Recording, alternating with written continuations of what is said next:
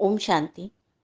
आज की अव्यक्त वाणी का टाइटल है सदा अलंकारी स्वरूप में स्थित रहने वाला ही स्वयं का तथा बाप का साक्षात्कार करा सकता है।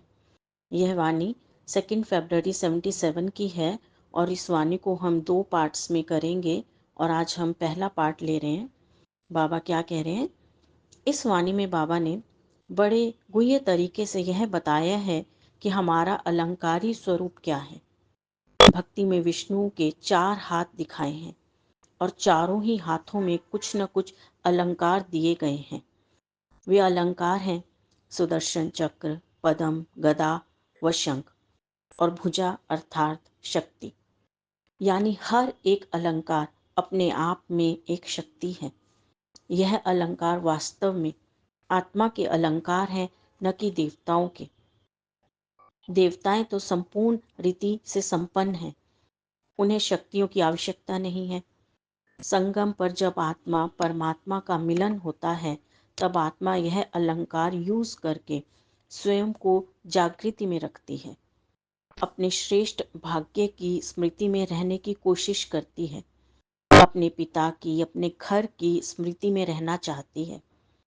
सुदर्शन चक्र का अर्थ है कि आत्मा निरंतर स्व का दर्शन करती रहती है कि कब और कैसे वो इस माया नगरी में आई और अब उसे वापस यहाँ से अपने उसी संपूर्ण अवस्था में वापस जाना है। पदम उसे इस माया नगरी से न्यारा व प्रभाव मुक्त रहने में मदद करता है। इस माया की नगरी में रहते भी उससे न्यारा और अपने पिता का प्यारा। गदा प्रतीक है उन शक्तियों का जो आत्मा यूज करती है, मन बुद्धि में संकल्पों के रूप में आई माया के वार से बचने का। और शंख प्रतीक है ज्ञान ध्वनि का, कि आत्मा को जो ज्ञान मिला है अपनी इस यात्रा का वो जन जन तक पहुंचाए, वो उसका कर्तव्य है। जो आत्मा निरंतर इन अलंकारों में स्थित रहती है वही सभी को निराकार बाप का साक्षात्कार करा सकती है। देह के भान में आने से सब विस्मृत हो जाता है। बाबा कहते हैं कि हम आत्मा बच्चों का ऐसा श्रेष्ठ भाग्य है जो स्वयं ऑल माइटी अथॉरिटी बाप बच्चों के इस भाग्य का वर्णन करते हैं। जब हम अपने भाग्य का सुमिरन करते हैं तो बाप की सुमरनी के मन के बन जाते हैं। ऐसे मन के जिनका भक्ति में लोग आज तक भी सुमिरन करके स्वयं को भाग्यशाली समझते हैं। हम ऐसे बड़े ब्राह्मण कुल के दीपक हैं जो सदा अपनी स्मृति की ज्योति से ब्राह्मण कुल का नाम रोशन करते हैं।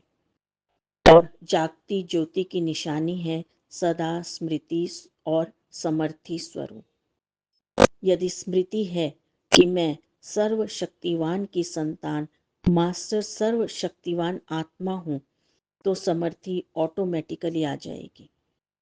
यदि समर्थी नहीं है तो इसका मतलब साकार में आते स्वयं के अलंकारों की स्मृति ठीक नहीं है। अलंकारी के बजाय देह अहंकार में है। स्वदर्शन के बजाय व्यर्थ का दर्शन चल रहा है।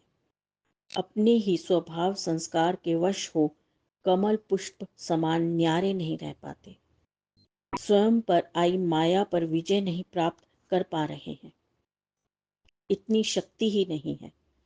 इसलिए बाबा बार बार मुरलियों में आत्मा की स्मृति में रहने की याद दिलाते हैं कि जागती ज्योत बनकर रहो, कि आत्मा जागृत अवस्था में रहे कि मैं कौन हूँ, मेरा पिता कौन है, मेरा घर क्या है, कहाँ है, मैं कहाँ से आई हूँ और कैसे इस ड्रामा के बंधन में बंध गई हूँ। यह सारी स्मृति उसके ऊपरी तल पर रहे कि बुद्धि में रहे।